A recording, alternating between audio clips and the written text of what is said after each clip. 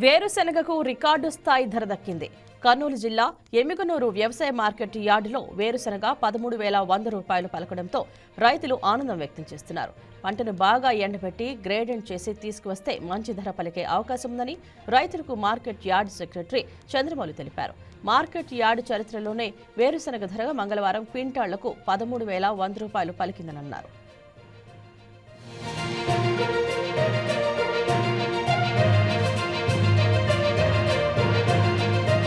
వ్యవసాయ market committee ఎన్నికల నందు నిన్న వేరుశెనగకాయలకు అత్యధికంగా 13,100 పలకడం జరిగింది. గోనెగండ మండలంలోని మండలం నుంచి ఎర్రకోట దూర రైతు సత్యనారాయణ రెడ్డి గారు 75 బస్తాలు కాయలు తీసుకురాగా దానికి కొనుగోలుదారుడు మంచి ధర ఇవ్వడం జరిగింది. కారణం ఏంటంటే రైతు సరుకు నాణ్యత బాగా చేసుకురావడము, రెండోది సరుకు ఆరవసి బాగుండడము, పప్పు అవుటం రావడము, ఈ కారణాలు ఉన్నాయి. ఇదే విధంగా ప్రతి రైతు కూడా మార్కెట్ యార్డ్ సరుకు తీసుకొచ్చేటప్పుడు నాణ్యతతో కూడిన మీరు సరుకు తీసుకొచ్చితే మీ సరుకు అత్యధిక ధరకు పలికే అవకాశం ఉంది. చాలా కొంతమంది రైతులు పిలుస్తారంటే వాళ్ళ ఇంట్లో కాడ కళ్ళాలు లేకుండా కారణాలు రకరకాల ఇబ్బందులతో డైరెక్ట్గా పీకేసి ఆరబెట్టుకోకుండా తీసుకురావడం వల్ల ధర కోల్పోవడం జరుగుతుంది.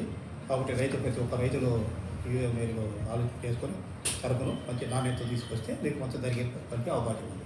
తర్వాత ఈ సంవత్సరం పత్తి సీసీ కొనుగోళ్ళు చేయడం జరిగింది.